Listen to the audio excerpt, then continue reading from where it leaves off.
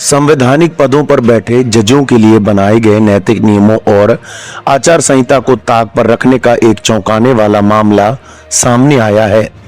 Delhi high court के जज और बाद में मणिपुर हाई कोर्ट के चीफ जस्टिस रहे जस्टिस रिटायर्ड सिद्धार्थ मृदुल अपने 16 साल के कार्यकाल के दौरान एक एलपीजी डिस्ट्रीब्यूशन एजेंसी भी चलाते रहे।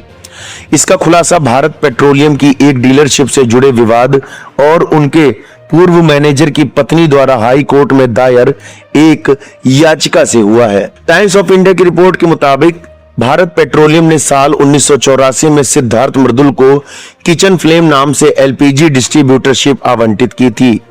नियमों के मुताबिक संवैधानिक अदालतों के जजों के लिए यह एक अलिखित आचार संहिता है कि उनका सरकार, निजी पार्टी, पीएसयू या कंपनियों के साथ कोई आर्थिक कॉन्ट्रैक्ट या व्यवसायिक संबंध नहीं होना चाहिए। हितों के टकराव से बचने के लिए उन्हें अपनी संपत्तियों और शेयर होल्डिंग की भी जानकारी देनी होती है।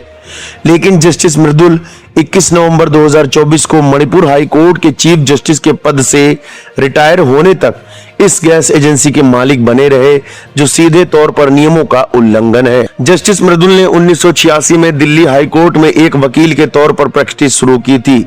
मार्च 2008 में वह उसी अदालत में जज नियुक्त हुए और अक्टूबर 2023 में मणिपुर हाई कोर्ट के चीफ जस्टिस बने। हैरान करने वाली बात यह है कि इतने अहम न्यायिक पदों पर रहते हुए भी उन्होंने गैस एजेंसी के कॉन्ट्रैक्ट को कई बार रिन्यू कराया। यह एग्रीमेंट 25 अगस्त 1995, 24 अगस्त 2005, 23 अगस्त 2010, 25 अगस्त 2015, 7 मई 2025 और पिछले साल 29 सितंबर यानी 24 अगस्त 2030 तक की वैधता के साथ को रिन्यूअल किया गया था। बीपीसीएल के साथ हुए सबसे ताजा एग्रीमेंट के स्टाम्प पेपर पर जस्टिस मृदुल की तस्वीर लगी है और किचन फ्लेम के लिए उनके हस्ताक्षर भी मौजूद हैं।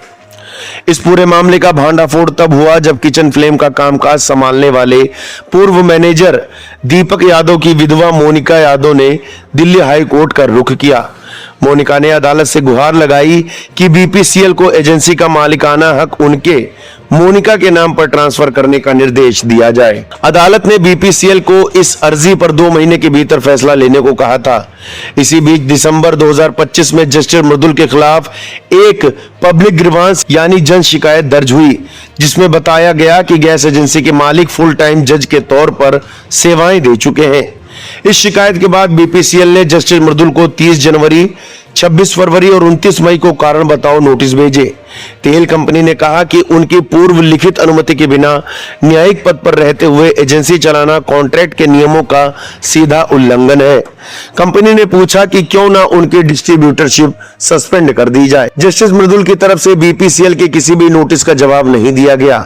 आखिरकार कार्रवाई करते हुए बीपीसीएल ने 6 जुलाई को किचन फ्लेम की एलपीजी डीलरशिप सस्पेंड कर दी। एजेंसी सस्पेंड होने के बाद मोनिका यादव ने दोबारा हाई कोर्ट का दरवाजा खटखटाया। उन्होंने अपनी याचिका में कहा कि उन्होंने सभी नियमों का पालन किया है और अदालत से उनके पक्ष में आदेश भी था। इसके बावजूद पुराने मालिक यानी जस्टिस मृदुल की गलतियों और बीपीसीएल की निष्क्रियता के कारण उन्हें बेवजह पीड़ित किया जा रहा था। यह मामला ऐसे समय में सामने आया है जब न्यायपालिका पहले से ही एक अन्य विवाद को लेकर असहज स्थिति में है।